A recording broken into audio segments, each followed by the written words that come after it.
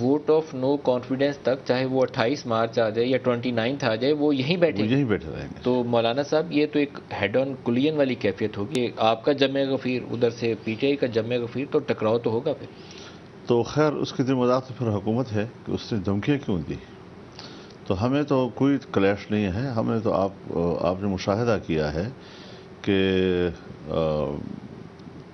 2019 میں جب ہم نے آزادی مارچ کیا تھا اور اکتوبر میں ہم یہاں آئے تھے، ہم نے 14 دن گزارے ہیں اسلام آباد میں، اور کوئی پتا نہیں گرا، کوئی کملہ نہیں ٹوٹا، کوئی ٹریفک نہیں رکی اس کسی میں آپ جگہ بہت پر. پیسفل رہے، بڑے آرگنائزڈ رہے، ہم لیکن اب دو مختلف آج سیاسی قوتیں آمنے سامنے کھڑی ہوں، ہم آج بھی ٹکراؤ ہوگا. ہم آج بھی اسی کا مظاہرہ کریں گے کہ جس رواداری، جس محبت، جس امن، جس آشتی کا مظاہرہ ہم پہلے کرتے آئے ہیں، جو ہماری زندگی کے خوب بو میں داخل ہو گئی ہے، اسی کا مظاہرہ کیا جائے گا.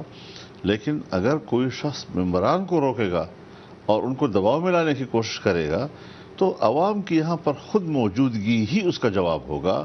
اس پہ تصادم کی کوئی ضرورت نہیں ہوگی. اگر وہ زور زبردستی سے اپنے اراکین کو روکیں تو پھر آپ کیا کریں گے؟ میرے خیال میں ایسا ممکن نہیں ہوگا جی ان کے لیے. ہم بھی تو آخر یہاں پر موجود ہوں گے نا. پھر تو ٹکراؤ ہے نا سر. تو اگر ٹکراؤ ہوتا ہے تو ہونے دو جی، پھر تو ہوگا. پھر تیار ہیں اس کام کے لیے. تیار ہیں. ان کا الزام یہ ہے کہ دیکھیے سندھ ہاؤس کے میں اندر میں گزارش کرتا ہوں. رسول اللہ صلی اللہ علیہ وسلم نے فرمایا کہ دشمن کا سامنا کرنے کی تمنا نہ کیا کرو، اللہ تعالیٰ سے عافیت مانگا کرو.